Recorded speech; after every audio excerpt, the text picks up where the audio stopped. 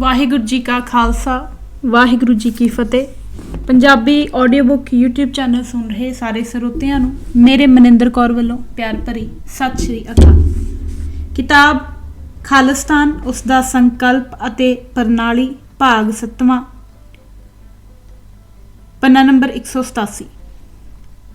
ਭਾਗ ਦੂਜਾ, ਖਾਲਿਸਤਾਨੀ ਬਿੰਦ ਫਿਲਾਸਫੀ, ਖਾਲਸੇ ਦੀ ਪ੍ਰਭੁਤਾ ਦਾ ਅਧਿਕਾਰਤ ਵਾਰਸ ਕੌਣ ਅਤੇ ਕਿਵੇਂ ਬਣੇਗਾ।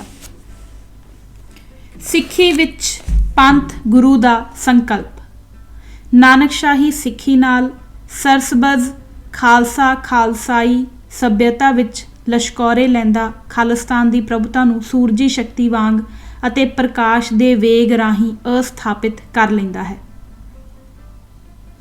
ਇਹ ਗੱਲ ਬਾਬਾ ਬੰਦਾ ਸਿੰਘ ਜੀ ਬਹਾਦਰ ਨੇ ਪ੍ਰਤੱਖ ਕਰਕੇ ਦਿਖਾਈ ਹੈ। ਨਾਨਕਸ਼ਾਹੀ ਸਿੱਖੀ ਤੋਂ ਖਾਲਸਤਾਈਤਾ ਵਿੱਚ ਸਰਸਬਜ਼ ਖਾਲਸਾ ਬਰਾਬਰ ਖਾਲਿਸਤਾਨ, ਇਹ ਸੱਭਿਅਤਾ ਦੇ ਆਚਾਰੀ ਕਿਰਦਾਰੀ ਗਰਭ ਵਿੱਚੋਂ ਜਨਮਦਾ ਹੈ। ਪੰਥਕ ਚਿੱਤ ਅੰਦਰਲੀ ਆਤਮਕ ਸ਼ਬਦਾਵਲੀ ਦੇ ਸ਼ਬਦਕੋਸ਼ ਦੇ ਅਭਾਵ ਵਿੱਚ ਗੈਰ ਭਾਸ਼ਾਵਾਂ ਦੇ ਸਮਾਜਿਕ ਵਿਕਾਸ ਦੀਆਂ ਲੀਹਾਂ ਤੇ ਰਚਿਤ ਸ਼ਬਦਕੋਸ਼ਾਂ ਵਿੱਚੋਂ ਪੰਥਕ ਮੁਹਾਵਰਿਆਂ ਨੂੰ ਲੱਭਣਾ ਜਾਂ ਗੁਰਮਤ ਦੀ ਵਿਆਖਿਆ ਕਰਨਾ ਠੀਕ ਉਵੇਂ ਹੀ ਹੈ ਜਿਵੇਂ ਸੱਚ ਨੂੰ ਸੱਤਾ, ਡਾਂਗ, ਬੰਦੂਕ, ਜ਼ਬਰ ਅਤੇ ਜ਼ੁਲਮ ਦੇ ਜ਼ੋਰ ਨਾਲ ਰਾਖਸ਼ੀ ਨਾਜ਼ੀਵਾਦੀ ਦ੍ਰਿਸ਼ਟੀ ਰਾਹੀਂ ਝੂਠ ਸਾਬਤ ਕਰ ਦਿਖਾਉਣਾ। ਗੁਰਮਤ ਜਿਸ ਨੂੰ ਵਿਪਰਨ ਕੀ ਰੀਤ ਦਾ ਦਰਜਾ ਦਿੰਦੀ ਹੈ, ਉਨ੍ਹਾਂ ਹੀ ਗ੍ਰੰਥਾਂ ਦੀ ਓਟ ਨਾਲ ਅਸੀਂ ਆਪਣੀ ਨਿੱਜ ਦੀ ਪਹਿਚਾਣ ਬਤੌਰ ਖਾਲਸ ਵਜੋਂ ਨਿਰੋਲ ਗੁਰੂ ਪ੍ਰਗਟਾਏ ਅਕਾਲ ਖਾਲਸਾ ਦੇ ਤੌਰ ਤੇ ਦੁਨੀਆ ਵਿੱਚ ਪ੍ਰਗਟ ਨਹੀਂ ਕਰ ਸਕਦੇ। ਅਜਿਹਾ ਕਰਨ ਹਿੱਤ ਵੀ ਸਿੱਖ ਨੂੰ ਆਪਣੇ ਧੁਰ ਅੰਦਰਲੀ ਅਣੂ ਸ਼ਕਤੀ ਦੀ ਤਾਕਤ ਨੂੰ ਉਸੇ ਦੀ ਹੋਂਦ ਦੇ ਰੂਪ ਵਿੱਚ ਹੀ ਸਮਝਣਾ, ਅਪਣਾਉਣਾ ਤੇ ਪ੍ਰਗਟਾਉਣਾ ਪੈਣਾ ਹੈ। ਜਿੰਨਾ ਸੌਖਾ ਇਹ ਵਿਚਾਰਨਾ ਜਾਂ ਕਹਿਣਾ ਹੈ, ਹਕੀਕਤ ਵਿੱਚ ਇਤਨਾ ਸੁਖਾਲਾ ਇਹ ਹੈ ਨਹੀਂ। ਗਿਣਤੀਆਂ ਮਿਣਤੀਆਂ ਵਿੱਚ ਪੈਣ ਵਾਲੇ ਲੋਕ ਪੁਰਾਣੀਆਂ ਕੁਲਾਚਾਰੀ ਰੀਤਾਂ ਦੇ ਬੰਧਨਾਂ ਵਿੱਚੋਂ ਝੱਟ-ਪੱਟ ਛਾਲ ਮਾਰ ਕੇ ਬਾਹਰ ਨਿਕਲਣ ਦਾ ਹੌਸਲਾ ਘੱਟ ਹੀ ਕਰ ਸਕਦੇ ਹਨ। ਸੰਸਕਾਰਾਂ ਦੀਆਂ ਡੂੰਘੀਆਂ ਲੀਹਾਂ ਵਿੱਚੋਂ ਨਿਕਲ ਸਕਣਾ ਕੋਈ ਸੌਖੀ ਗੱਲ ਨਹੀਂ। ਇਸ ਲਈ ਅਡੋਲ ਧਾਰਮਿਕ ਵਿਸ਼ਵਾਸ ਅਤੇ ਮਨ ਦੀ ਮਜ਼ਬੂਤੀ ਦੀ ਲੋੜ ਹੈ। ਗੁਰੂ ਗ੍ਰੰਥ ਸਾਹਿਬ ਜੀ ਦੀ ਆਰੰਭਕ ਬਾਣੀ ਵਿਚਲੇ ਸਹਿ ਭੰਗ ਦੀ ਇਹੋ ਅੰਤਰ ਆਤਮਾ ਦੀ ਧੁਨੀ ਹੈ। ਇੰਜ ਸਿੱਖੀ ਵਿੱਚ ਸਹਿ ਭੰਗ ਜੋਤ ਰੂਪ ਵਿੱਚ ਪਰਮਾਤਮ ਤੱਕ ਅੱਪੜ ਕੇ ਜੁਗਤ ਦੀ ਪ੍ਰਕਾਸ਼ਮਾਨ ਗਤੀ ਦੀ ਤੀਬਰਤਾ ਨਾਲ ਪਰਮ ਆਤਮ ਦੀ ਸੱਤਾ ਦੀ ਅਗਵਾਈ ਪਰਮਾਤਮ ਹਿੱਤ ਹੀ ਕਰਨ ਦਾ ਸਿਧਾਂਤ ਹੈ, ਜਿਸ ਨੂੰ ਗੁਰਬਾਣੀ ਰਾਹੀਂ ਮੂਰਤੀਮਾਨ ਕੀਤਾ ਗਿਆ ਹੈ। ਇਹ ਝਟਪਟ ਸਮਝ ਨਹੀਂ ਆ ਸਕਦਾ। ਇਸ ਨੂੰ ਸਮਝਣ ਲਈ ਗੁਰਮਤ ਵਿੱਚ ਚੁੱਭੀ ਲਾਉਣੀ ਹੀ ਪੈਣੀ ਹੈ। ਇਸੇ ਲਈ ਹੀ ਅਰਦਾਸ ਵਿੱਚ ਦਰਜ ਕੀਤਾ ਗਿਆ ਹੈ, ਅੰਮ੍ਰਿਤਸਰ ਜੀ ਕੇ ਇਸ਼ਨਾਨ। ਇੱਥੇ ਤੀਰਥ ਇਸ਼ਨਾਨ ਦੀ ਗੱਲ ਨਹੀਂ ਹੈ ਅਤੇ ਨਾ ਹੀ ਦਰਸ਼ਨ ਇਸ਼ਨਾਨ ਦੀ ਹੀ ਗੱਲ ਕਹੀ ਹੈ। ਸਿੱਖੀ ਵਿੱਚ ਤੀਰਥ ਨਾਂ ਦੀ ਕੋਈ ਧਰਮ ਕਿਰਿਆ ਹੈ ਹੀ ਨਹੀਂ, ਨਾ ਹੀ ਤੀਰਥ ਸ਼ਬਦ ਨੂੰ ਹੀ ਇਸ ਵਿਚਲੇ ਭਾਵ ਅਰਥ ਵਿੱਚ ਕੋਈ ਮਾਨਤਾ ਹੀ ਦਿੱਤੀ ਗਈ ਹੈ। ਗੁਰੂ ਨਾਨਕ ਸਾਹਿਬ ਤਾਂ ਇਸੇ ਪਖੰਡ ਰੂਪੀ ਤੀਰਥ ਦਾ ਖੰਡਨ ਕਰਨ ਹਿੱਤ ਹਰ ਉਸ ਅਸਥਾਨ ਤੇ ਗਏ ਅਤੇ ਉੱਥੇ ਲੋਕਾਂ ਤੇ ਧਰਮੀ ਪ੍ਰਮੁੱਖਾਂ ਵਿੱਚ ਖੜ ਕੇ ਇਸ ਤੀਰਥ ਦਾ ਤੇ ਇਸ ਦੇ ਵਿਚਾਰਧਾਰਕ ਸਿਧਾਂਤ ਦਾ ਖੰਡਨ ਹੀ ਨਹੀਂ ਕੀਤਾ, ਸਗੋਂ ਮੌਕੇ ਤੇ ਝੂਠ ਅਤੇ ਪਾਖੰਡ ਸਾਬਤ ਕਰ ਦਿਖਾਇਆ। ਇੰਜ ਹੀ ਗੁਰਮਤ ਸਿਧਾਂਤ ਸਮਝਾਉਂਦਾ ਹੈ ਕਿ ਦਰਸ਼ਨ ਜਾਂ ਵੇਖਣ ਨਾਲ ਵੀ ਕੁਝ ਨਹੀਂ ਹੁੰਦਾ।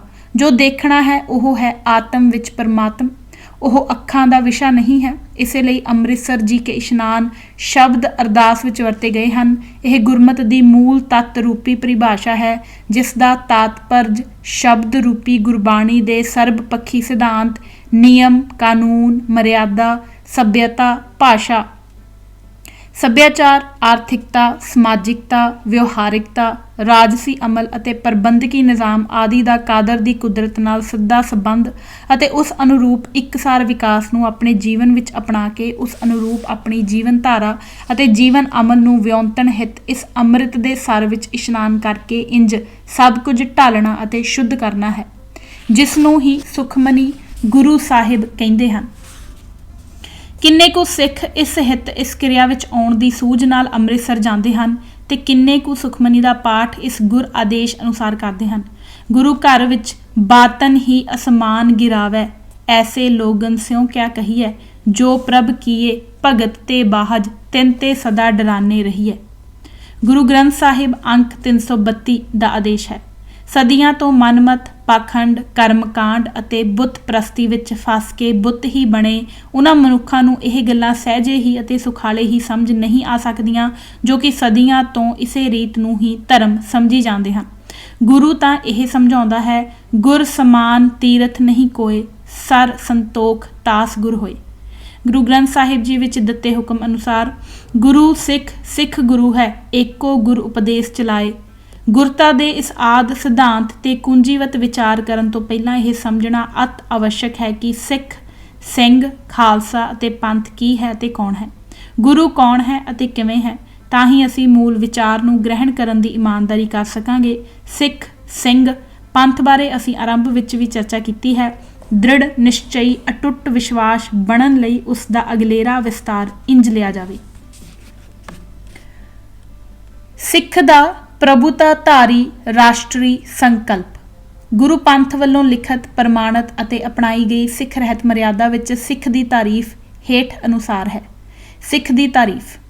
ਜੋ ਇਸਤਰੀ ਜਾਂ ਪੁਰਸ਼ ਇੱਕ ਅਕਾਲ ਪੁਰਖ 10 ਗੁਰੂ ਸਾਹਿਬਾਨ ਸ਼੍ਰੀ ਗੁਰੂ ਨਾਨਕ ਦੇਵ ਜੀ ਤੋਂ ਲੈ ਕੇ ਸ਼੍ਰੀ ਗੁਰੂ ਗੋਬਿੰਦ ਸਿੰਘ ਸਾਹਿਬ ਤੱਕ ਅਤੇ ਸ਼੍ਰੀ ਗੁਰੂ ਗ੍ਰੰਥ ਸਾਹਿਬ ਜੀ ਦੀ ਬਾਣੀ ਤੇ ਸਿੱਖਿਆ ਅਤੇ ਦਸ਼ਮੇਸ਼ ਜੀ ਦੇ ਅੰਮ੍ਰਿਤ ਉੱਤੇ ਨਿਸ਼ਚਾ ਰੱਖਦਾ ਹੈ ਅਤੇ ਕਿਸੇ ਹੋਰ ਧਰਮ ਨੂੰ ਨਹੀਂ ਮੰਨਦਾ, ਉਹ ਸਿੱਖ ਹੈ।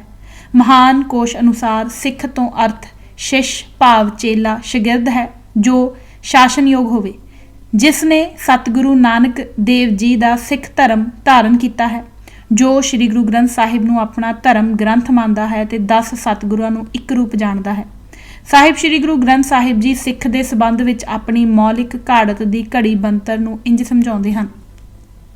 ਮੈਂ ਬਦੀ ਸੱਚ ਧਰਮਸਾਲ ਹੈ, ਗੁਰ ਸਿੱਖਾਂ ਲਹਦਾ ਭਾਲ ਕੈ। ਗੁਰੂ ਗ੍ਰੰਥ ਸਾਹਿਬ ਅੰਕ 73।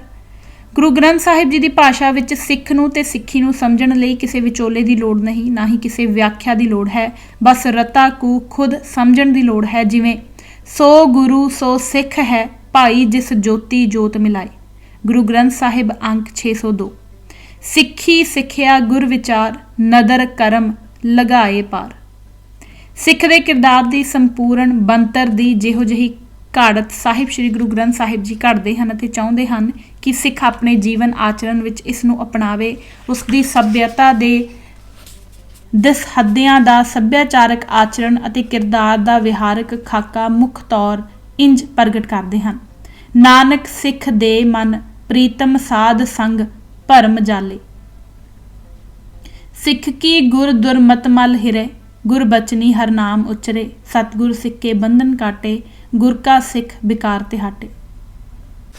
ਸਚਿਆਰ ਸਿੱਖ ਬਹਿ ਸਤਿਗੁਰ ਪਾਸ, ਘਾਲਨ ਕੁੜਿਆਰ ਨਾ ਲੱਭਣੀ, ਕਿਤੈ ਥਾਏ ਭਾਲੇ। ਜਿਨਾ ਸਤਿਗੁਰ ਕਾ ਆਖਿਆ ਸੁਖਾਵੈ, ਨੀ ਤਿਨਾ ਮੂੰਹ ਭਲੇਰੇ, ਫਿਰ ਹੈ ਦੈ ਗਾਲੇ। ਸੋ ਸਿੱਖ ਸਖਾ ਬੰਦਪ ਹੈ ਭਾਈ, ਜੀ ਗੁਰ ਕੇ ਭਾਣੇ ਵਿੱਚ ਆਵੈ। ਆਪਣੇ ਭਾਣੇ ਜੋ ਚਲੈ ਭਾਈ, ਵਿਛੜ ਚੋਟਾ ਖਾਵੈ। ਸੰਚਨ ਕਰੋ ਨਾਮ ਧਨ ਨਿਰਮਲ, ਧਾਤੀ ਅਗਮ ਅਪਾਰ। ਬਿਲਛ ਬਿਨੋਦ ਆਨੰਦ ਸੁਖ ਮਾਣੋ, ਖਾਏ ਜੀਵੈ ਸਿੱਖ ਪਰਿਵਾਰ। ਗੁਰ ਸਿੱਖ ਮੀਤ ਚਲੋ ਗੁਰ ਚਾਲੀ, ਜੋ ਗੁਰ ਕਹਿ ਸੋਈ ਭਲ ਮਾਨੋ। ਹਰ ਹਰ ਕਥਾ ਨਿਰਾਲੀ। ਜਿਉ ਪ੍ਰਾਣੀ ਜਲ ਬਿਨ ਹੈ ਮਰਤਾ, ਤਿਉ ਸਿੱਖ ਗੁਰ ਬਿਨ ਮਰ ਜਾਈ। ਜਿਉ ਧਰਤੀ ਸੋਭ ਕਰੈ ਜਲ ਬਰਸੈ, ਤਿਉ ਸਿੱਖ ਗੁਰ ਮਿਲ ਬਿਗਸਾਈ। ਨਾਨਕ ਦੂਜੀ ਕਾਰ ਨ ਕਰਨੀ, ਸੇਵੈ ਸਿੱਖ ਸੋ ਖੋਜ ਲਹੈ। ਹੁਕਮ ਬਿਸਮਾਦ ਹੁਕਮ ਪਛਾਣੈ, ਜੀ ਜੁਗਤ ਸੱਚ ਜਾਣੈ ਸੋਈ। ਸਿੱਖ ਹੰਸ ਸਰਵਰ ਇਕੱਠੇ ਹੋਏ, ਸਤਿਗੁਰ ਕੇ ਹੁਕਮਾਵੈ। ਰਤਨ ਪਦਾਰਥ ਮਾਣਕ ਸਰਵਰ, ਭਰਪੂਰੇ ਖਾਏ ਖਰਚ ਰਹਿ ਟੋਟ ਨ ਆਵੇ। ਸਰਵਰ ਹੰਸ ਦੂਰ ਨਾ ਹੋਈ, ਕਰਤੈ ਏਵੈ ਭਾਵੈ। ਜਨ ਨਾਨਕ ਜਿਸਦੈ ਮਸਤਕ ਭਾਗ, ਧੁਰ ਲਿਖਿਆ ਸੋ ਸਿੱਖ ਗੁਰੂ ਪਹਿ ਆਵੇ। ਤੇ ਗੁਰ ਕੇ ਸਿੱਖ ਮੇਰੇ ਹਰ ਪ੍ਰਭ ਭਾਏ, ਜਿਨਾ ਹਰ ਪ੍ਰਭ ਜਾਣਿਓ ਮੇਰਾ ਨਾਲ। ਜਨ ਨਾਨਕ ਕੋ ਮਤ ਹਰ ਪ੍ਰਭ ਦੀਨੀ, ਹਰ ਦੇਖ ਨਿਕਟ ਹਦੂਰ। ਨਿਹਾਲ ਨਿਹਾਲ ਨਿਹਾਲ ਨਿਹਾਲ। ਮੂੰਡ ਮੁੰਡਾਏ ਜਟਾ ਸਿੱਖ ਬਾਧੀ, ਮੋਨ ਰਹੇ ਅਭਿਮਾਨਾ। ਮਨੁਆ ਡੋਲੇ ਦਹਿ ਦਿਸਤਾਵੈ, ਬਿਨ ਰਤ ਆਤਮ ਗਿਆਨਾ। ਅੰਮ੍ਰਿਤ ਛੋੜ ਮਹਾ ਬਿਖ ਪੀਵੈ, ਮਾਇਆ ਕਾ ਦੇਵਾਨਾ। ਕਿਰਤ ਨਾ ਮਿਟੀ ਹੁਕਮ ਨਾ ਬੂਝੈ, ਪਸੂਆਂ ਮਾਹੀ ਸਮਾਨਾ। हाथ कमंडल कापड़ियाँ मन तृष्णा उपजी भारी। इस्त्री तज कर काम व्यापिया चित लाया पर नारी। सिख करै कर शब्द न चीनै लंपट है बाजारी। अंतर बिख बाहर निभराती तां जम करै खुआरी। कबीर साचा सतगुर क्या करै जो सिखा मह चूक। अंधे एक ना लाग गई ज्यों बांस बजाइए फूक। ਭਾਈ ਗੁਰਦਾਸ ਜੀ ਸਿੱਖ ਦੇ ਸੰਬੰਧ ਵਿੱਚ ਆਪਣੀਆਂ ਲਿਖਤਾਂ ਵਿੱਚ ਸਿੱਖ ਦੀ ਸਿੱਖੀ ਪ੍ਰਤੀ ਪ੍ਰਤੀਬੱਧਤਾ ਕਿਹੋ ਜਿਹੀ ਹੋਵੇ ਅਤੇ ਪ੍ਰਗਟ ਰੂਪ ਵਿੱਚ ਸਿੱਖ ਕੀ ਹੋਵੇ, ਇਸ ਨੂੰ ਗੁਰਬਾਣੀ ਦੇ ਉਪਰੋਕਤ ਕਥਨ ਅਨੁਸਾਰ ਹੀ ਇੰਜ ਸਮਝਾਉਂਦੇ ਹਨ। ਗੁਰਸਿੱਖੀ ਦੀ ਇਹ ਨਿਸ਼ਾਨੀ। ਗੁਰ ਚੇਲਾ ਚੇਲਾ ਗੁਰੂ, ਗੁਰ ਸਿੱਖ ਸੁਣ ਗੁਰ ਸਿੱਖ ਸਦਾਵੈ। ਗੁਰ ਸਿੱਖੀ ਗੁਰ ਸਿੱਖ ਕਮਾਵੈ। ਵਾਰ 28 ਦੀ ਪੌੜੀ 16। गुरसिखी सतगुर विण सूरज जोत ना होए टटाणै। शब्द सुरत गुर शब्द वखाणै। वार 28 दी पौड़ी 21। गुरसिखा गुरसिख पाया। गुरसिख संग मेल मिलाया। वार 20 दी पौड़ी 18। एक गुरु एक सिख गुरमुख जाणिया। गुर चेला गुर सिख सच समाणिया। सो सतगुर सो सिख शब्द वखाणिया। अचरज भूर भविख सच सुहाणिया। लेख अलेख अलिख मान निमाणिया। समसर अमृत विख न आवन जाणिया। निशाना होए लिख हद निशाणिया। गुर सिखों गुर सिख होए हैराणिया। वार 22 दी पौड़ी 12। हीरे लाल अमोल गुरसिख जाणिए। गुरमत अचल अडोल पत परवाणिए। गुरमुख पंथ निरोल सच सुहाणिए।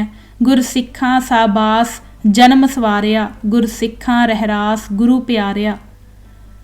गुरसिखां जयकार सतगुर पाया। परवारै साधार शब्द कमाया।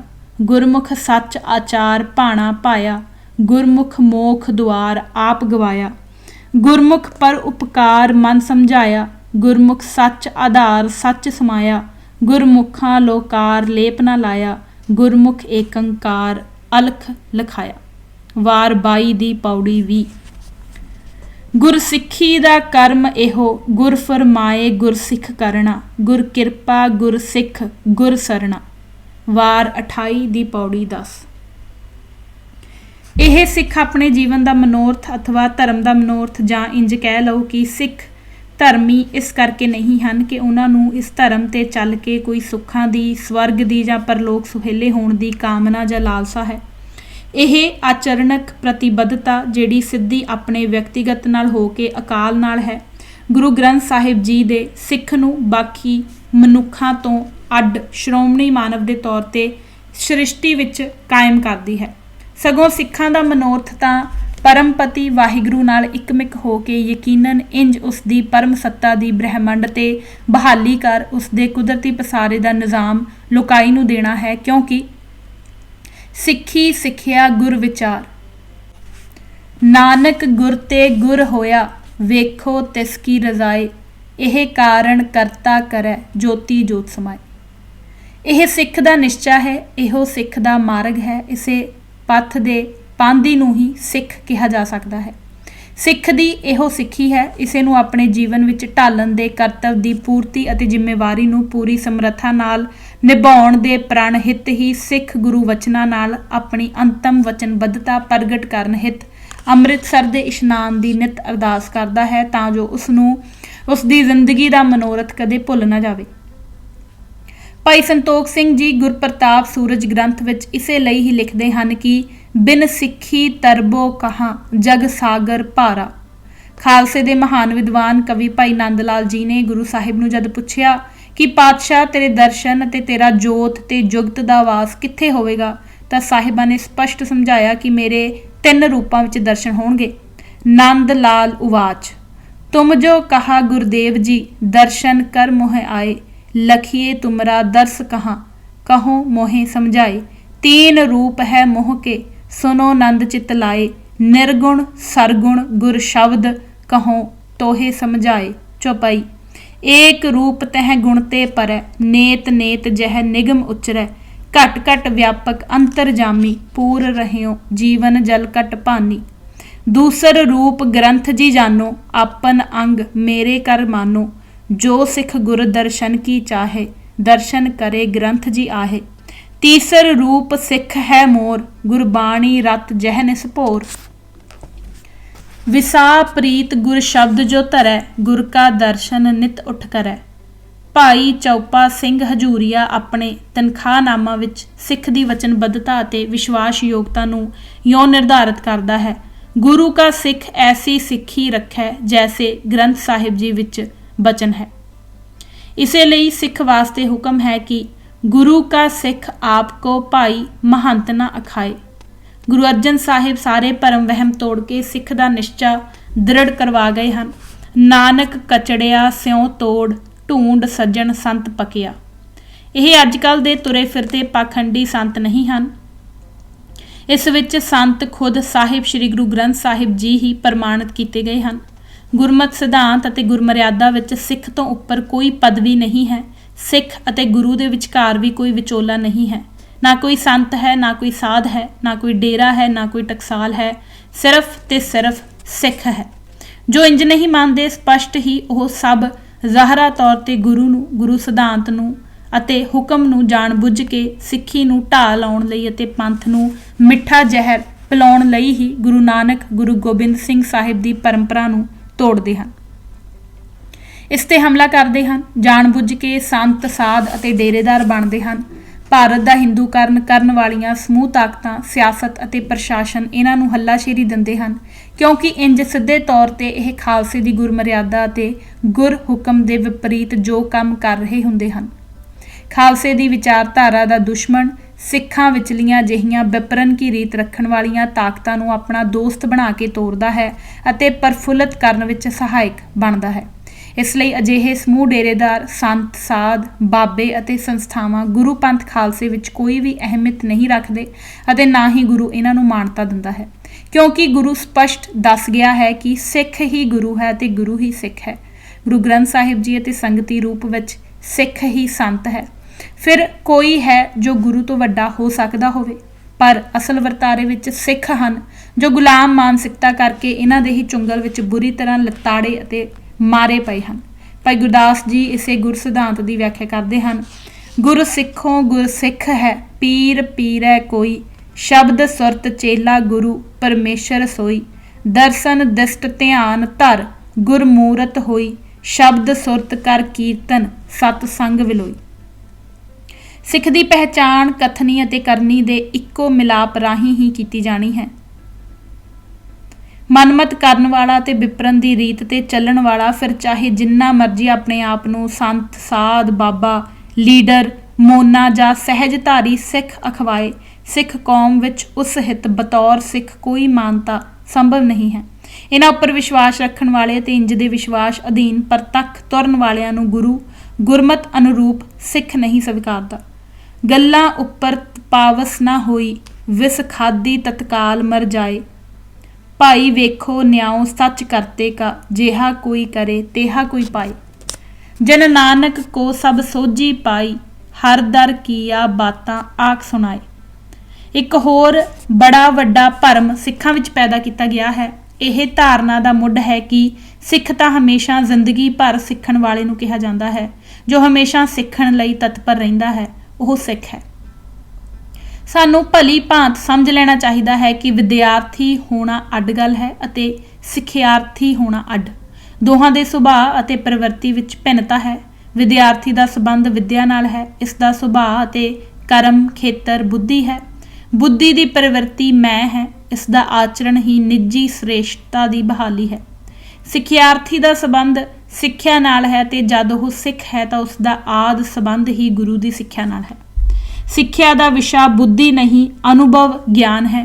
ਅਨੁਭਵ ਗਿਆਨ ਦਾ ਸੰਬੰਧ ਜੋਤ ਨਾਲ ਹੁੰਦਾ ਹੈ, ਇੰਦਰੀਆਂ ਨਾਲ ਨਹੀਂ।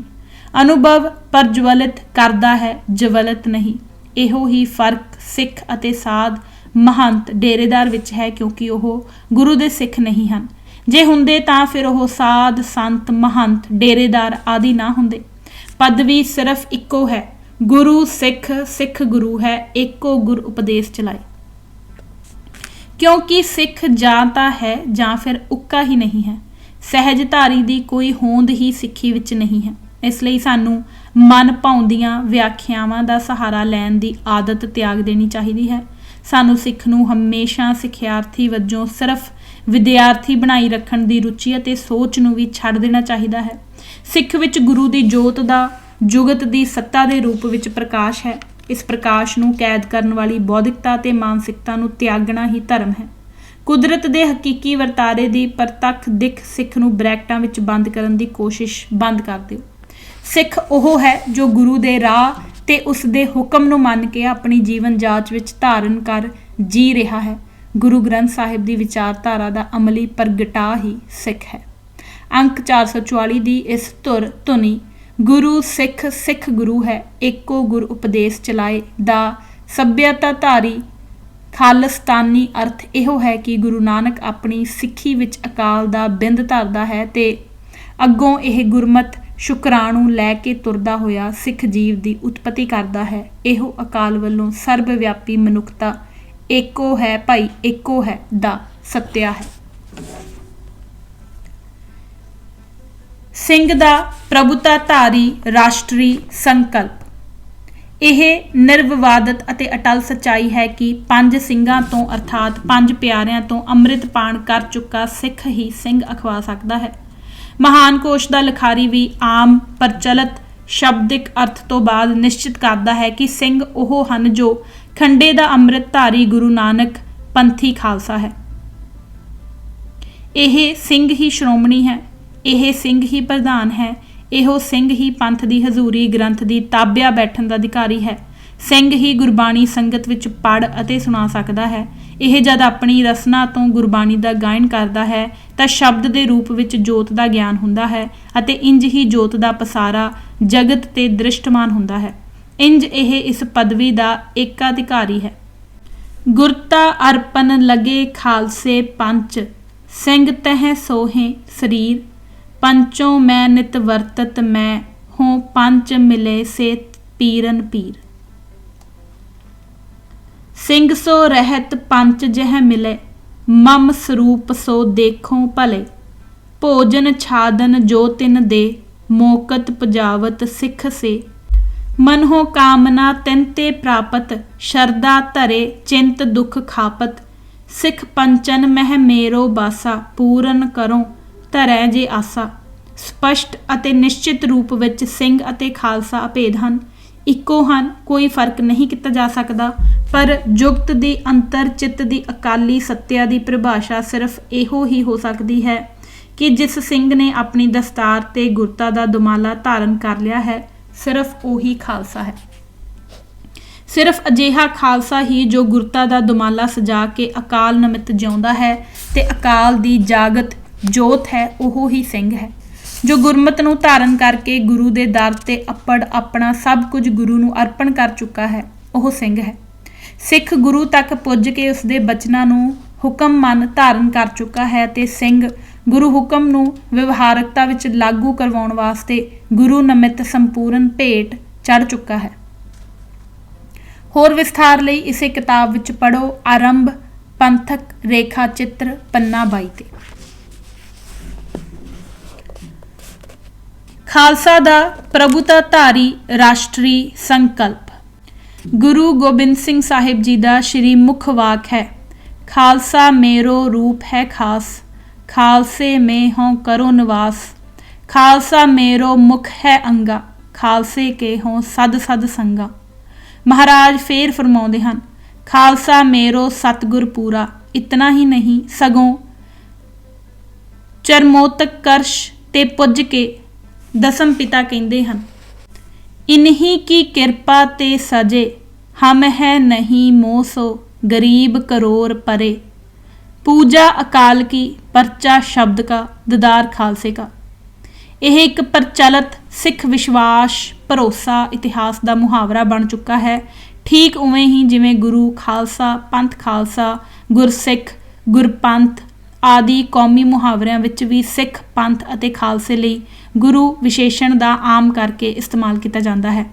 ਜੋਤ ਅਤੇ ਜੁਗਤ ਦੇ ਇਸ ਪਸਾਰੇ ਨੂੰ ਹੀ ਖਾਲਸਾ ਕਹਿੰਦੇ ਹਨ। ਭਾਈ ਕਾਨ ਸਿੰਘ ਜੀ ਨਾਭਾ ਅਨੁਸਾਰ ਖਾਲਸਾ ਅਰਬੀ ਭਾਸ਼ਾ ਦਾ ਸ਼ਬਦ ਹੈ ਜੋ ਖਾਲਸ ਤੋਂ ਬਣਿਆ ਹੈ, ਜਿਸ ਦੇ ਅਰਥ ਹਨ ਨਿਰੋਲ, ਸ਼ੁੱਧ, ਖਰਾ। ਸੰਗਿਆ ਵਜੋਂ ਇਹ ਸ਼ਬਦ ਉਸ ਜ਼ਮੀਨ ਜਾਂ ਮੁਲਕ ਲਈ ਵਰਤਿਆ ਜਾਂਦਾ ਹੈ ਜੋ ਸਿਰਫ ਬਾਦਸ਼ਾਹ ਦਾ ਹੈ।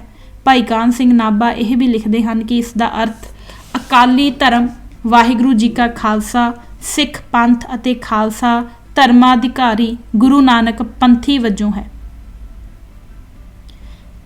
ਐਨਸਾਈਕਲੋਪੀਡੀਆ ਆਫ ਸਿੱਖੀਜ਼ਮ ਵਿੱਚ ਵੀ ਮਹਾਨ ਕੋਸ਼ ਦੇ ਲਿਖਾਰੀ ਦੀ ਹੀ ਪ੍ਰੋੜਤਾ ਕਰਦੇ ਹੋਏ ਹੋਰ ਵਿਸਥਾਰ ਨਾਲ ਇਹ ਲਿਖਤ ਕੀਤਾ ਗਿਆ ਹੈ ਕਿ ਸਿੱਖੀ ਪਿਤਾ ਪੁਰਖੀ ਰਵਾਇਤਾਂ ਵਿੱਚ ਖਾਲਸਾ ਸ਼ਬਦ ਦੀ ਵਰਤੋਂ ਪਹਿਲੀ ਵਾਰ ਗੁਰੂ ਹਰਗੋਬਿੰਦ ਸਾਹਿਬ ਨੇ ਆਪਣੇ ਪੂਰਬ ਦੀ ਸੰਗਤ ਨੂੰ ਭੇਜੇ ਹੁਕਮਨਾਮੇ ਵਿੱਚ ਕੀਤੀ ਹੈ। ਗੁਰੂ ਸਾਹਿਬ ਨੇ ਪੂਰਬ ਦੀ ਸੰਗਤ ਨੂੰ ਗੁਰੂ ਕਾ ਖਾਲਸਾ ਕਹਿ ਕੇ ਮਾਨਤਾ ਪ੍ਰਦਾਨ ਕੀਤੀ ਹੈ। ਉਪਰੰਤ ਗੁਰੂ ਤੇਗ ਬਹਾਦਰ ਸਾਹਿਬ ਜੀ ਨੇ ਵੀ ਪਟਨਾ ਦੀ ਸੰਗਤ ਵੱਲ ਘੱਲੀ ਚਿੱਠੀ ਵਿੱਚ ਵੀ ਪਟਨਾ ਦੀ ਸੰਗਤ ਨੂੰ ਗੁਰੂ ਕਾ ਖਾਲਸਾ ਕਹਿ ਕੇ ਹੀ ਸੰਬੋਧਨ ਕੀਤਾ ਹੈ। ਖੰਡੇ ਬਾਟੇ ਦਾ ਅੰਮ੍ਰਿਤ ਛਕਣ ਤੋਂ ਬਾਅਦ 1699 ਦੀ ਵਿਸਾਖੀ ਵਾਲੇ ਦਿਹਾੜੇ ਸਮੂਹਕ ਤੌਰ ਤੇ ਅੰਮ੍ਰਿਤਧਾਰੀ ਸਿੰਘਾਂ ਨੂੰ ਖਾਲਸਾ ਦੀ ਪਦਵੀ ਦਿੱਤੀ ਗਈ, ਉਹ ਜੋ ਸਿੱਧੇ ਵਾਹਿਗੁਰੂ ਦੇ ਹਨ। ਮੈਕਾਲਿਫ ਵੀ ਭਾਈ ਕਾਹਨ ਸਿੰਘ ਨਾਭਾ ਆਦਿ ਸਿੱਖ ਵਿਦਵਾਨਾਂ ਨਾਲ ਆਪਣੀ ਸਹਿਮਤੀ ਦਿੰਦੇ ਹੋਏ ਲਿਖਦਾ ਹੈ, ਖਾਲਸਾ ਸ਼ਬਦ ਅਰਬੀ ਭਾਸ਼ਾ ਦੇ ਸ਼ਬਦ ਖਾਲਸ ਅਰਥਾਤ ਸ਼ੁੱਧ ਵਿੱਚੋਂ ਨਿਕਲਿਆ ਹੈ ਅਤੇ ਗੁਰੂ ਗੋਬਿੰਦ ਸਿੰਘ ਜੀ ਨੇ ਉਹਨਾਂ ਸਿੱਖਾਂ ਲਈ ਵਰਤਿਆ ਸੀ ਜਿਨ੍ਹਾਂ ਨੇ ਖੰਡੇ ਦੀ ਪਾਹੁਲ ਲਈ ਹੋਈ ਸੀ। ਡਾਕਟਰ ਤਾਰਨ ਸਿੰਘ ਜੀ ਨੇ ਆਪਣੇ ਲੇਖ ਖਾਲਸੇ ਦੇ ਭਾਵ ਅਰਥ ਵਿੱਚ ਲਿਖਿਆ ਹੈ, ਖਾਲਸਾ ਇੱਕ ਆਤਮਕ ਪੱਧਰ ਦਾ ਨਾਮ ਹੈ। ਖਾਲਸਾ ਆਤਮਕ, ਮਾਨਸਿਕ, ਸਦਾਚਾਰਕ ਬਿਰਤੀ ਦਾ ਨਾਮ ਹੈ। ਖਾਲਸਾ ਕੁਝ ਆਦਰਸ਼ਾਂ ਦਾ ਨਾਮ ਹੈ। ਪ੍ਰਿੰਸੀਪਲ ਸਤਬੀਰ ਸਿੰਘ ਅਨੁਸਾਰ ਗੁਰੂ ਜੀ ਨੇ ਐਸੀ ਸੰਗਤ ਨੂੰ ਹੀ ਖਾਲਸਾ ਕਿਹਾ ਜੋ ਸਿੱਧੀ ਵਾਹਿਗੁਰੂ ਦੀ ਹੋ ਗਈ ਸੀ। ਖਾਲਸਾ ਕੁੱਲ, ਕਰਮ, ਕਿਰਤ ਤੇ ਧਰਮ ਤੋਂ ਵੀ ਉੱਚਾ ਹੋ ਜਾਂਦਾ ਹੈ। ਸਹੀ ਅਰਥਾਂ ਵਿੱਚ ਉਹ ਵਾਹਿਗੁਰੂ ਦਾ ਹੈ, ਵਾਹਿਗੁਰੂ ਉਸ ਦਾ। ਖਾਲਸੇ ਦਾ ਜਨਮ ਰੂਹ ਦੇ ਮੰਡਲ ਤੋਂ ਤਲਵਾਰ ਦੇ ਘਾਟ ਹੋਇਆ ਹੈ। ਰੂਹ ਤੇ ਖੰਡਾ ਅੰਮ੍ਰਿਤ ਵਿੱਚ ਰਲ ਕੇ ਲੋਹਾ ਤੇ ਪਤਾਸੇ ਘੁਲ ਮਿਲ ਇੱਕ ਹੋ ਕੇ ਨਵੇਂ ਇਨਸਾਨ ਬਣੇ ਹਨ। ਪ੍ਰੋਫੈਸਰ ਜੋਗਿੰਦਰ ਸਿੰਘ ਅਨੁਸਾਰ ਖਾਲਸੇ ਦੀ ਪਦਵੀ ਸਿੱਖ ਦੀ ਪਦਵੀ ਨਾਲੋਂ ਭਿੰਨ ਤੇ ਉਚੱਤਰ ਹੈ।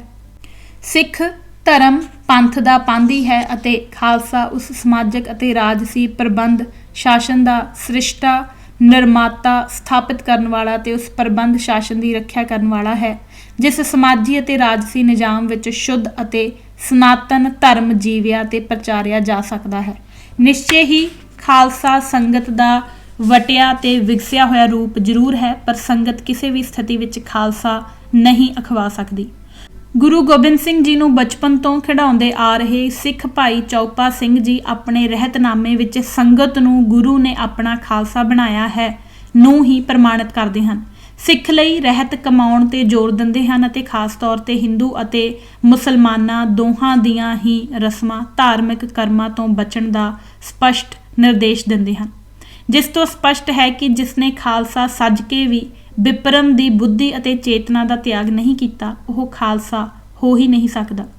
ਸ਼੍ਰੀ ਵਾਹਿਗੁਰੂ ਪੂਰਨ ਪੁਰਖ ਅਬਨਾਸੀ ਜੀ ਕਾ ਬਚਨ ਹੈ, ਜੋ ਸਰਬੱਤ ਸੰਗਤ ਮੇਰਾ ਖਾਲਸਾ ਹੈ। ਸਰਬੱਤ ਨੂੰ ਰਹਿਤ ਗੁਰੂ ਕੀ ਕਮਾਵਣੀ ਪ੍ਰਵਾਨ ਹੈ। ਰਹਿਤ ਸਿੱਖ ਕੀ ਇਹੋ ਹੈ, ਬ੍ਰਹਮੇ ਅਤੇ ਮੁਹੰਮਦ ਕੀ ਕਾਣ ਨਾ ਕਰੈ, ਆਪਣੇ ਗੁਰਾਂ ਕੇ ਬਚਨ ਮੰਨੈ। ਭਾਈ ਦੇਸਾ ਸਿੰਘ ਜੀ ਜੋ ਭੱਟ ਵਹੀਆਂ ਅਨੁਸਾਰ ਭਾਈ ਮਨੀ ਸਿੰਘ ਜੀ ਦੇ ਸਭ ਤੋਂ ਛੋਟੇ ਪੁੱਤਰ ਸਨ, ਖਾਲਸੇ ਵਿੱਚ ਗੁਣਾ ਭਰਪੂਰ ਜੀਵਨ ਦੀ ਜਾਂਚ ਨੂੰ ਹੀ ਮਹੱਤਵ ਦੇ ਕੇ ਖਾਲਸੇ ਨੂੰ ਸਿੱਖ ਦੇ ਮਨੁੱਖ ਦੇ ਜੀਵਨ ਜਾਂਚ ਅਤੇ ਪ੍ਰਤੱਖ ਕਿਰਦਾਰ ਵਿੱਚ ਰਹਿਤ ਦੀ ਵਿਸ਼ੇਸ਼ 71ਵੀਂ ਮਰਿਆਦਾ ਅਨੁਰੂਪੀ ਵਿਆਖਿਆ ਕਰਦੇ ਹੋਏ ਆਪਣੇ ਰਹਿਤਨਾਮੇ ਵਿੱਚ ਲਿਖਦੇ ਹਨ, ਪ੍ਰਥਮ ਰਹਿਤ ਯਹ ਜਾਨ ਖੰਡੇ ਕੀ ਪਾਹੁਲ ਛਕੇ, ਸੋਈ ਸਿੰਘ ਪ੍ਰਧਾਨ ਅਵਰ ਨਾ ਪਾਹੁਲ ਜੋ ਲਏ, ਨੌਕਰ ਹੋਏ ਖਾਲਸੇ ਕੇਰਾ, ਜਿਨ ਮਿਲਿਆ ਸੁਖ ਹੋਏ ਕਨੇਰਾ। 6ਵੀਂ ਅਤੇ 9ਵੀਂ ਪਾਤਸ਼ਾਹੀ ਨੇ ਆਪਣੀ ਸੰਗਤ ਨੂੰ ਖਾਲਸਾ ਕਿਹਾ ਹੈ।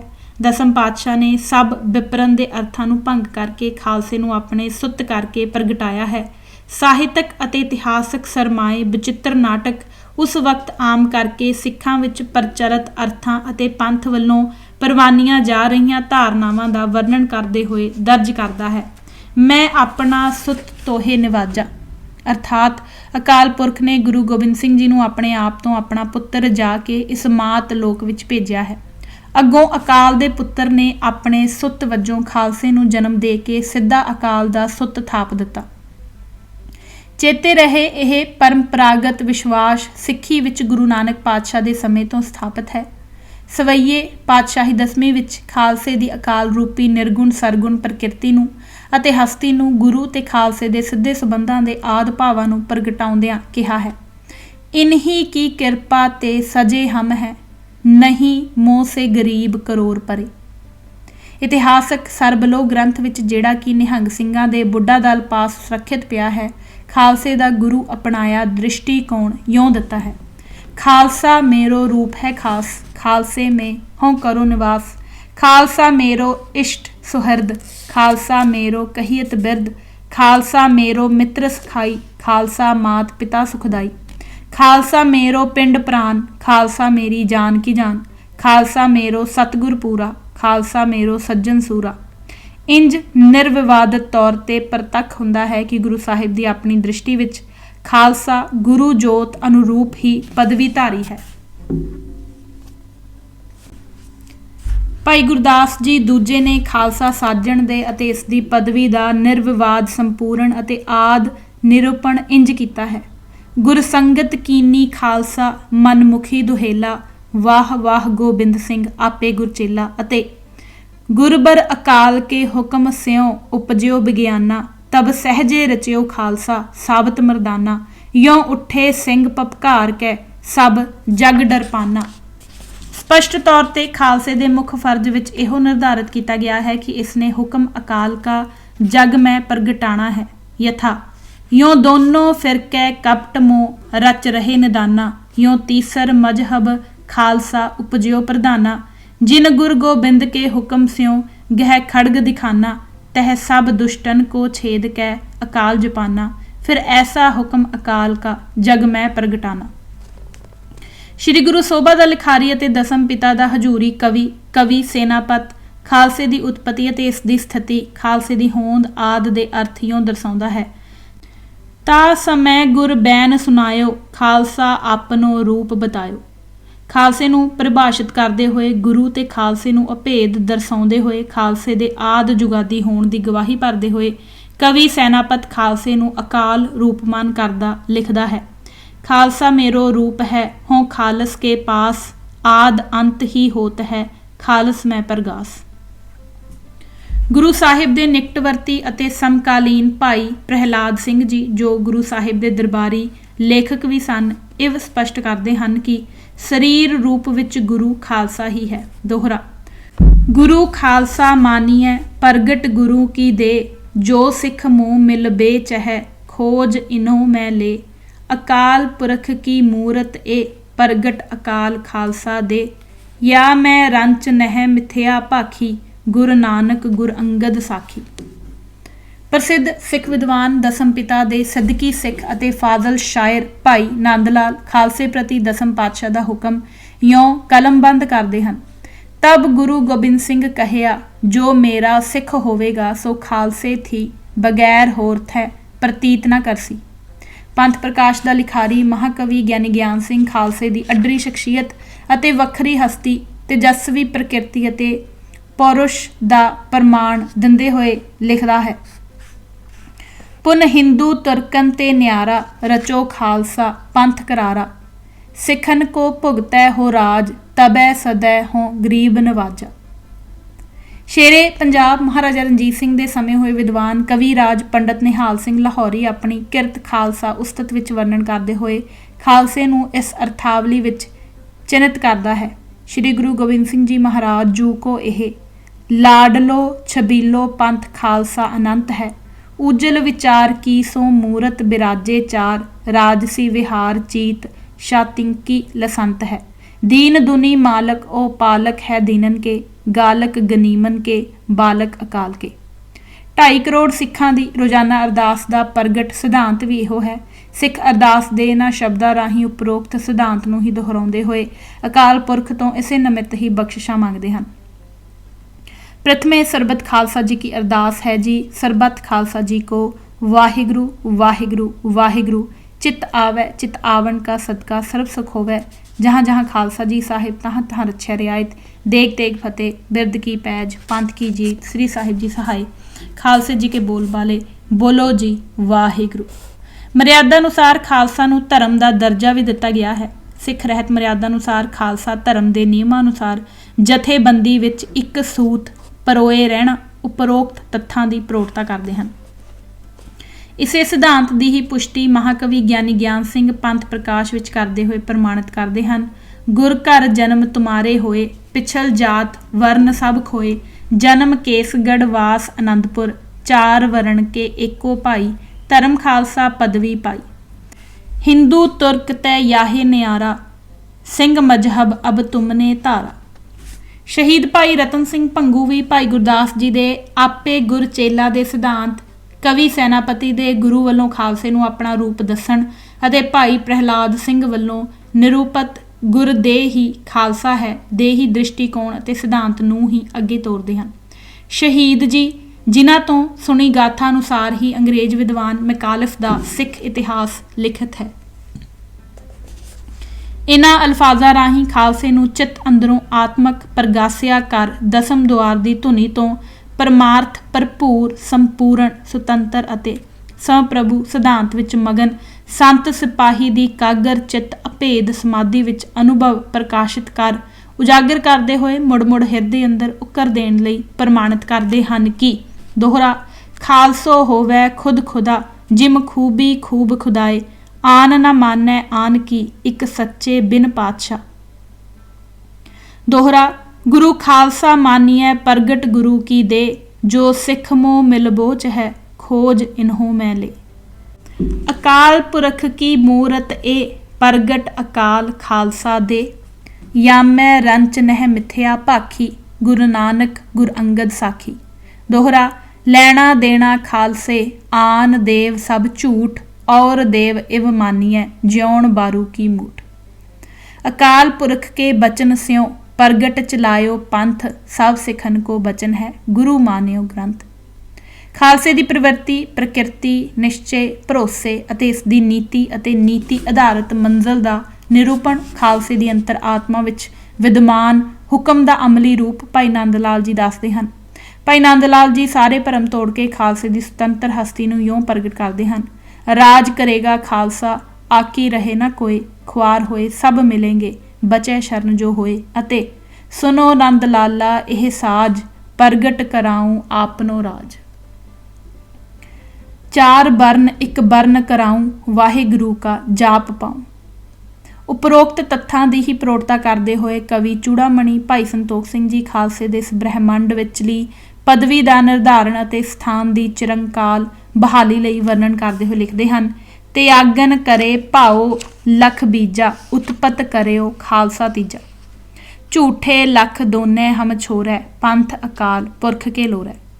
ਇਸ ਸਾਰੇ ਵਿਚਾਰ ਦਾ ਸਪਸ਼ਟ ਅਰਥ ਸਾਹਿਬ ਸ੍ਰੀ ਗੁਰੂ ਗ੍ਰੰਥ ਸਾਹਿਬ ਜੀ ਕਰਦੇ ਹਨ। ਪਾਰਸ ਦਾ ਇਹ ਗੁਣ ਹੈ ਕਿ ਉਹ ਲੋਹੇ ਨੂੰ ਵੀ ਆਪਣੀ ਸੰਗਤ ਦੇ ਨਾਲ ਸੋਨਾ ਬਣਾ ਦਿੰਦਾ ਹੈ। ਇਹ ਪਾਰਸ ਦੀ ਵਿਲੱਖਣਤਾ ਹੈ। ਪਾਰਸ ਵਿੱਚ ਵੀ ਇਹ ਉਣਤਾਈ ਹੈ ਕਿ ਉਹ ਕਿਸੇ ਵੀ ਧਾਤ ਨੂੰ ਆਪਣੇ ਜਿਹਾ ਪਾਰਸ ਨਹੀਂ ਬਣਾ ਸਕਦਾ। ਚੰਦਨ ਦੀ ਸੰਗਤ ਨਾਲ ਕੋਈ ਵੀ ਚੰਦਨ ਨਹੀਂ ਬਣ ਸਕਦਾ। ਇਹ ਜ਼ਰੂਰੀ ਨਹੀਂ ਕਿ ਵਿਦਿਆ ਦੇ ਪ੍ਰਕਾਂਡ ਆਚਾਰੀਆ ਬਣਨ ਨਾਲ ਤੁਸੀਂ ਅਨੁਭਵ ਪ੍ਰਕਾਸ਼ ਤੋਂ ਜੋਤ ਸਰੂਪ ਹੋ ਜਾਵੋ। ਕਦਾਚਿਤ ਇੰਜ ਨਹੀਂ ਹੋ ਸਕਦਾ। ਇਹ ਇੱਕੋ ਇੱਕ ਗੁਰੂ ਨਾਨਕ ਹੀ ਹੈ ਤੇ ਉਸਦੇ ਗੱਦੀ ਨਸ਼ੀਨ ਜੋਤ 10 ਸਰੂਪ ਨਾਨਕ ਹੀ ਹਨ, ਜਿਨ੍ਹਾਂ ਨੇ ਸਿੱਖ ਨੂੰ ਸੰਗਤ ਰਾਹੀਂ ਆਪਣੇ ਸਮਾਨ ਕਰ ਖਾਲਸਾ ਬਣਾ ਕੇ ਗੁਰ ਪਦਵੀ ਪ੍ਰਦਾਨ ਕਰ ਦਿੱਤੀ ਹੈ। ਗੁਰੂ ਸਿੱਖ, ਸਿੱਖ ਗੁਰੂ ਹੈ, ਏਕੋ ਗੁਰ ਉਪਦੇਸ਼ ਚਲਾਏ। ਜੋਤ ਦੀ ਇਸੇ ਜੁਗਤ ਦਾ ਹੀ ਵਰਤਾਰਾ ਇਵ ਹੋਇਆ ਹੈ। ਜੋਤ ਉਹਾਂ ਜੁਗਤ ਸਹਿਕਾਇਆ, ਫੇਰ ਪਲਟੀ ਹੈ। ਇਹ ਪਰਮਾਤਮਾ ਦੀ ਮੌਜ ਦਾ ਹੀ ਪ੍ਰਗਟਾਵਾ ਹੈ। ਇਸ ਮਹਾਨ ਆਪਣੀ ਮਿਸਾਲ ਆਪ ਅਕਾਲ ਕ੍ਰਾਂਤੀ ਨੂੰ ਸਿੱਖ ਵਿਦਵਾਨ ਅਤੇ ਆਮ ਜਨ ਸਮਝਾਇਆ ਵੀ ਸਮਝਣ ਦੀ ਪਿਰਤ ਵਿੱਚ ਨਹੀਂ ਪੈ ਰਹੇ ਹਨ, ਜਿਸ ਦਾ ਮੂਲ ਕਾਰਨ ਉਹਨਾਂ ਦੀਆਂ ਪਹਿਲਾਂ ਤੋਂ ਪਕਿਆਈਆਂ ਜਾ ਚੁੱਕੀਆਂ ਵਿਪਰਨ ਵੱਲੋਂ ਆਪਣੀ ਬੁੱਧੀ ਵਾਲੀ ਸੂਝ ਦੀ ਗੁਲਾਮੀ ਦੀਆਂ ਧਾਰਨਾਵਾਂ ਹਨ। ਹਥਲੀ ਕੋਸ਼ਿਸ਼ ਇੱਕ ਸੰਘਰਸ਼ ਹੀ ਹੈ ਇਸ ਗੁਲਾਮੀ ਤੋਂ ਖਾਲਸੇ ਦੀ ਪ੍ਰਭੂ ਸੱਤਾ ਸੰਪੰਨਤਾ ਵਿੱਚ ਇਹਨਾਂ ਸਭਨਾਂ ਨੂੰ ਲਿਆਉਣ ਦਾ। ਇਹ ਸਮਝਣ ਦੀ ਤੀਬਰ ਗਤੀ ਨਾਲ ਲੋੜ ਹੈ ਕਿ ਗੁਰੂ ਨੇ ਖਾਲਸੇ ਅਤੇ ਅਕਾਲ ਵਿਚਕਾਰ ਕੋਈ ਦਵੈਤ ਨਹੀਂ ਛੱਡਿਆ ਹੈ। ਇਸੇ ਲਈ ਹੀ ਪੰਥ ਖਾਲਸਾ ਦੀ ਆਪਣੀ ਅੱਡਰੀ ਵਿਲੱਖਣ ਸੁਤੰਤਰ ਅਤੇ ਸਹਿਪੰਗ ਹਸਤੀ ਪਦਵੀ ਅਤੇ ਰੂਪ ਵਿਦਮਾਨ ਹੈ, ਜੋ ਅਟਲ ਹੈ, ਨਿਰਭਉ ਹੈ, ਨਿਰਵੈਰ ਹੈ, ਅਜੂਨੀ ਹੈ, ਅਕਾਲ ਹੈ, ਇਹ ਸਿਰਫ ਇਸ ਲਈ ਹੀ ਹੈ ਕਿਉਂਕਿ ਇਹ ਗੁਰਪ੍ਰਸਾਦ ਰਾਹੀਂ ਮਿਲਿਆ ਅਨਾਦਿ ਸਰਗੁਣ ਨਿਰਗੁਣ ਸਰੂਪ ਦਾ ਅਮਲੀ ਅਤੇ ਪ੍ਰਤੱਖ ਸੱਤ ਵਰਤਾਰਾ ਹੈ।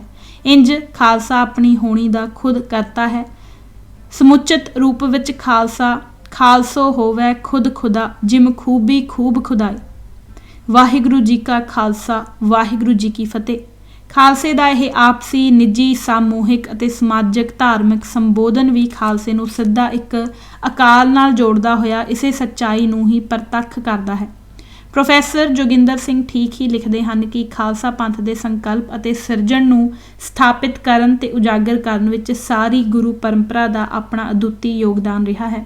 ਜਦੋਂ ਖਾਲਸੇ ਨੂੰ ਸਤਿਗੁਰੂ ਦਾ ਤੇ ਪੰਥ ਨੂੰ ਗੁਰੂ ਦਾ ਵਿਸ਼ੇਸ਼ਣ ਪ੍ਰਦਾਨ ਕੀਤਾ ਜਾਂਦਾ ਹੈ ਤਾਂ ਸਹਿਜੇ ਹੀ ਇਹ ਸਪਸ਼ਟ ਹੋ ਜਾਂਦਾ ਹੈ ਕਿ ਖਾਲਸਾ ਪੰਥ ਗੁਰੂ ਸਤਿਗੁਰੂ ਦਾ ਪ੍ਰਤੀਨਿਧੀ ਸੰਕਲਪ ਹੈ। ਇੰਜ ਇਹ ਸਪਸ਼ਟ ਹੋ ਜਾਂਦਾ ਹੈ ਕਿ ਖਾਲਸੇ ਦੀ ਸਮੁੱਚੀ ਸਿਰਜਣਾ ਇਸ ਦਾ ਪੰਥ ਦੀ ਜੱਦੀ ਜਾਇਦਾਦ ਅਨੰਦਪੁਰ ਵਿਖੇ ਕੇਸਗੜ੍ਹ ਦੀ ਸੁਤੰਤਰ ਧਰਤੀ ਤੇ ਪ੍ਰਕਾਸ਼ ਬਤੌਰ ਕਰਤਾ ਪੁਰਖ ਵਜੋਂ ਹੋਇਆ ਹੈ। ਇਸ ਨੂੰ ਦਸਮ ਪਿਤਾ ਨੇ ਪਾਰਸ ਜਾਂ ਚੰਦਨ ਨਹੀਂ ਸਗੋਂ ਨਿਖਾਲਸ ਬਣਾਇਆ ਹੈ। ਗੁਰੂ ਖਾਲਸਾ ਮਾਨੀਐ ਪ੍ਰਗਟ ਗੁਰੂ ਕੀ ਦੇ ਜੋ ਸਿੱਖ ਮੋ ਮਿਲ ਬਹਿ ਚਹਿ ਖੋਜ ਇਨਹੋ ਮੈਂ ਲੇ। ਇਸ ਦੀ ਸਮੁੱਚੀ ਰਚਨਾ ਬਣਤਰ ਅਤੇ ਗੁਣ ਪਰਮਾਤਮ ਤੋਂ ਸ਼ੁੱਧ ਪਰਮ ਪਤੀ ਦੇ ਅਨੁਭਵ ਪ੍ਰਕਾਸ਼ ਦੀਆਂ ਸਾਰੀਆਂ ਚੰਗਿਆਈਆਂ ਤੇ ਗੁਣ ਲੈ ਕੇ ਪ੍ਰਗਟ ਹੋਇਆ ਹੈ, ਜਿਸ ਦਾ ਯਕੀਨਨ ਧਾਰਮਿਕ ਸਮਾਜਿਕ ਰਾਜਨੀਤਿਕ ਨਿਸ਼ਚਾ ਹਲੇਮੀ ਰਾਜ ਦੀ ਸੱਤਾ ਦੀ ਪ੍ਰਸ਼ਾਸਨਕ ਇਕਾਈ ਦੀ ਸਥਾਪਤੀ ਰਾਹੀਂ ਹਰ ਮਨੁੱਖ ਮਾਤਰ ਨੂੰ ਹਰ ਪ੍ਰਕਾਰ ਦੇ ਬੰਧਨਾਂ ਤੋਂ ਮੁਕਤ ਕਰ ਸਰਬੱਤ ਦੇ ਭਲੇ ਅਤੇ ਨਾਨਕ ਨਾਮ ਚੜ੍ਹਦੀ ਕਲਾ ਤੇਰੇ ਭਾਣੇ ਸਰਬੱਤ ਦਾ ਭਲਾ ਦੇ ਨਿਸ਼ਾਨੇ ਨੂੰ ਪ੍ਰਾਪਤ ਕਰਨਾ ਹੈ। ਇੱਕ ਅਜਿਹਾ ਦੇਸ਼ ਕਾਲ ਘੜਨਾ ਹੈ ਜੋ ਇਸ ਸ੍ਰਿਸ਼ਟੀ ਤੇ ਅਕਾਲ ਦਾ ਹੋਏ, ਜਿੱਥੋਂ ਅਕਾਲ ਦੇ ਹੁਕਮ ਦਾ ਵਰਤਾਰਾ ਹੋਵੇ, ਜਿਸ ਵਿੱਚ ਮਨੁੱਖਤਾ ਲਈ ਪਰਮਾਤਮ ਮੰਡਲ ਦੇ ਨਿਯਮਾਂ ਸਿਧਾਂਤਾਂ ਰਹਿਤ ਮਰਿਆਦਾ ਸੰਕਲਪਾਂ ਰਾਹੀਂ ਨਰੋਏ ਸਮਾਜ ਦੀ ਸਿਰਜਣਾ ਹੋ ਸਕੇ, ਜਿਸ ਵਿੱਚ ਅਕਾਲ ਦੀ ਜੋਤ ਜੁਗਤ ਦਾ ਪਸਾਰਾ ਸਿੱਖੀ ਰਾਹੀਂ ਹੋ ਸਕੇ। ਇਸੇ ਆਸ਼ੇ ਅਤੇ ਨਿਸ਼ਚੇ ਦੀ ਸਾਖੀ ਭਰਦੇ ਹੋਏ ਕਵੀ ਚੂੜਾਮਣੀ ਭਾਈ ਸੰਤੋਖ ਸਿੰਘ ਜੀ ਆਖਦੇ ਹਨ, ਗੁਰੂ ਖਾਲਸਾ ਖਾਲਸਾ ਗੁਰੂ ਅਬ ਤੇ ਹੋਏ ਐਸੀ ਬਿਦ ਸ਼ੁਰੂ।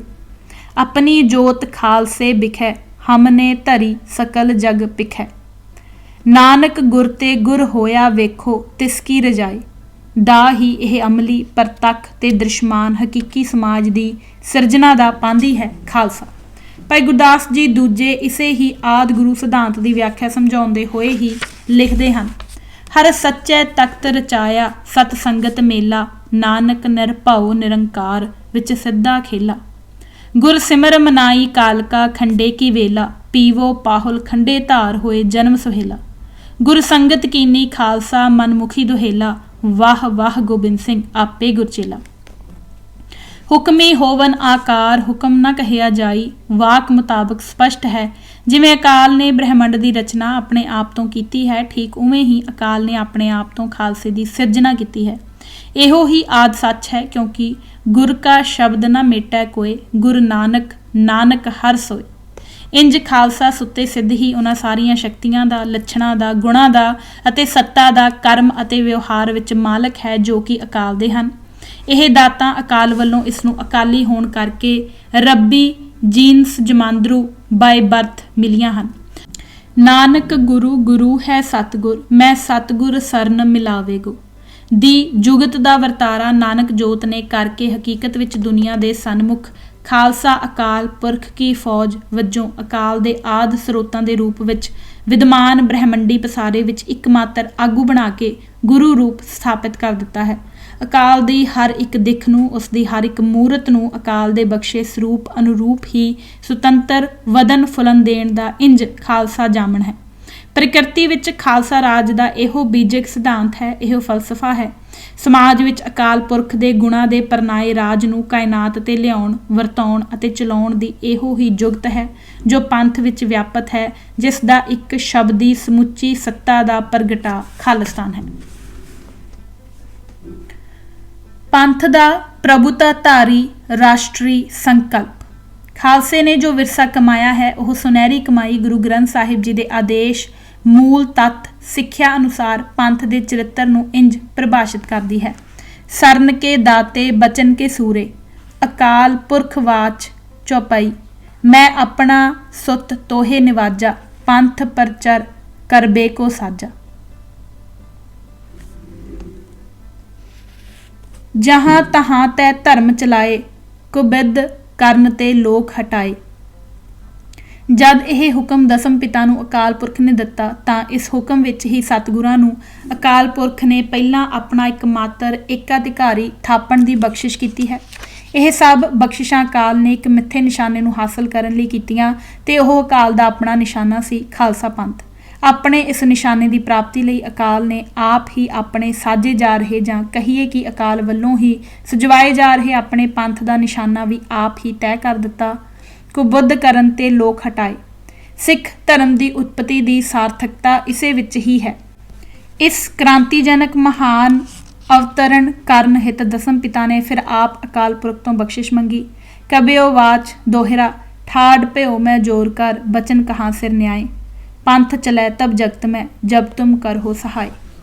ਗੁਰੂ ਗ੍ਰੰਥ ਸਾਹਿਬ ਵਿੱਚ ਪੰਥ ਸ਼ਬਦ 5 ਰੂਪਾਂ ਵਿੱਚ ਇੰਜ ਆਇਆ ਹੈ।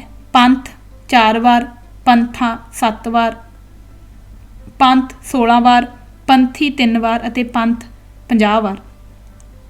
ਇੰਜ ਕੁੱਲ ਮਿਲਾ ਕੇ 80 ਵਾਰ ਇਸ ਲਫ਼ਜ਼ ਦਾ ਇਸਤੇਮਾਲ ਹੋਇਆ ਹੈ, ਜਿਸ ਦੇ ਅਰਥ ਕਰਮਵਾਰ ਇੰਜ ਹਨ। ਪੰਥ, ਪੰਥਾ ਅਤੇ ਪੰਥ ਸੰਗਿਆਂ ਵਜੋਂ ਅਰਥ ਹਨ ਮਾਰਗ, ਪਰਮਾਤਮਾ ਦੀ ਪ੍ਰਾਪਤੀ ਦਾ ਰਾਹ, ਧਰਮ ਜਿਸ ਦਾ ਧਰਮ ਸੇਤੀ ਸੰਬੰਧ ਹੈ, ਜੋ ਸਿਰਫ ਕਰਤਾਰ ਦੇ ਮਾਰਗ ਤੇ ਹੀ ਤੁਰਦਾ ਹੈ, ਜਿਸ ਦੀ ਵਿਆਖਿਆ ਹੈ ਗੁਰਮੁਖ ਪੰਥ ਨਿਰੋਲ ਨਾ ਰਲੇ ਰਲਾਈਏ।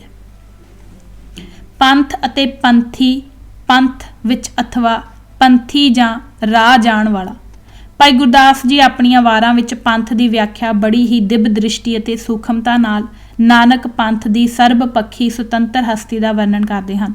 ਇਉਂ ਬੌਧਿਕ, ਮਾਨਸਿਕ, ਵਿਹਾਰਕ, ਆਚਰਣਕ, ਨੀਤੀਪੂਰਕ, ਸਮਾਜਿਕ, ਧਾਰਮਿਕ, ਸਿਆਸੀ ਅਤੇ ਚਿੱਤ ਅੰਤਰ ਦੀ ਅੱਡਰੀ ਵਿਲੱਖਣਤਾ ਦਾ ਵਰਣਨ ਕਰਦੇ ਹੋਏ ਫਰਮਾਉਂਦੇ ਹਨ ਕਿ ਚੌਹ ਵਰਨਾਂ ਨੂੰ ਗੁਰਮੁਖ ਕਰਕੇ ਜਾਂ ਬਣਾ ਕੇ ਇਉਂ ਤੀਸਰ ਪੰਥ ਰਚਾਇਨ ਵੱਡ ਸੂਰ ਗਹੇਲਾ।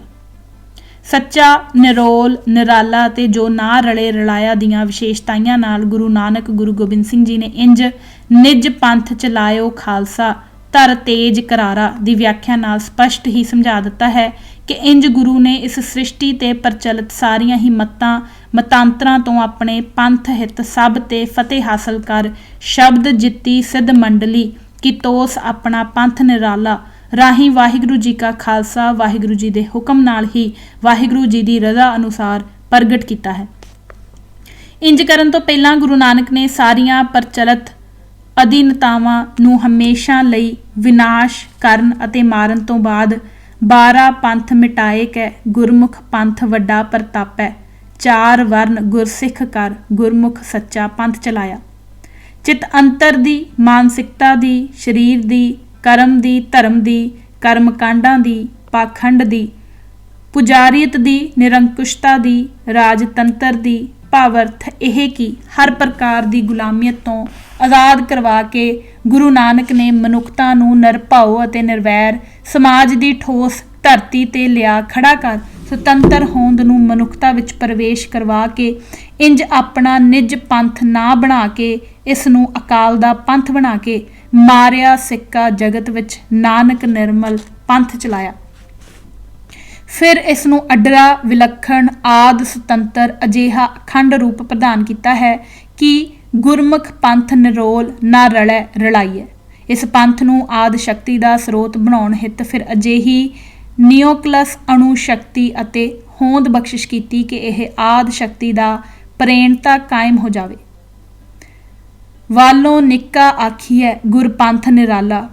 ਇਸੇ ਲਈ ਭਾਈ ਗੁਰਦਾਸ ਭੱਲੇ ਜੀ ਨੂੰ ਵੀ ਆਖਣਾ ਪਿਆ ਕਿ ਗੁਰਮੁਖ ਪੰਥ 21 ਕੋ ਵਰਤਮਾਨ। ਸਪਸ਼ਟ ਹੀ ਹੈ ਕਿ ਗੁਰੂ ਨਾਨਕ ਨੇ ਜੋ ਪੰਥ ਚਲਾਇਆ ਉਸ ਦਾ ਹੀ ਪ੍ਰਤੱਖ ਜਥੇਬੰਦਕ ਅਤੇ ਇੱਕ ਖਾਸ ਰਹਿਤ ਵਿੱਚ ਮਰਿਆਦਤ, ਅਨੁਸ਼ਾਸਿਤ ਅਤੇ ਸਮੁੱਚੇ ਤੌਰ ਤੇ ਅਕਾਲ ਨੂੰ ਅਰਪਿਤ ਸਿੰਘਾਂ ਦਾ ਰੂਪ 1699 ਦੀ ਵਿਸਾਖੀ ਗੁਰੂ ਸ਼ਬਦਾਵਲੀ ਅਨੁਸਾਰ ਯਥਾ ਨਾਨਕ ਵਿਸਾਖੀ ਪ੍ਰਭ ਭਾਵੈ ਸੁਰਤ ਸ਼ਬਦ ਮਨ ਮਾਨਾ ਵਾਲੇ ਦਿਨ ਸ਼੍ਰੀ ਕੇਸਗੜ੍ਹ ਵਿਖੇ ਪ੍ਰਗਟ ਕੀਤਾ ਗਿਆ। ਅਕਾਲ ਦੇ ਪੰਥ ਦੀ ਉਤਪਤੀ ਦਾ ਸਿਧਾਂਤ ਸਾਹਿਬੇ ਕੁਦਰਤ ਵਾਲੀ ਇਹ ਬ੍ਰਹਿਮੰਡ ਗੁਰੂ ਨਾਨਕ ਸਾਹਿਬ ਗੁਰੂ ਗੋਬਿੰਦ ਸਿੰਘ ਜੀ ਦਾ ਇੱਕੋ ਹੈ। ਸੋ ਅੱਜ ਅਸੀਂ ਇਹ ਭਾਗ ਪੰਨਾ ਨੰਬਰ 215 ਤੱਕ ਹੀ ਪੜਾਂਗੇ। ਹੋਈਆਂ ਭੁੱਲਾਂ ਚੁੱਕਾਂ ਗਲਤੀਆਂ ਲਈ ਮੈਂ ਹੱਥ ਜੋੜ ਕੇ ਮੁਆਫੀ ਮੰਗਦੀ ਹਾਂ। ਵਾਹਿਗੁਰੂ ਜੀ ਕਾ ਖਾਲਸਾ, ਵਾਹਿਗੁਰੂ ਜੀ ਕੀ ਫਤਿਹ।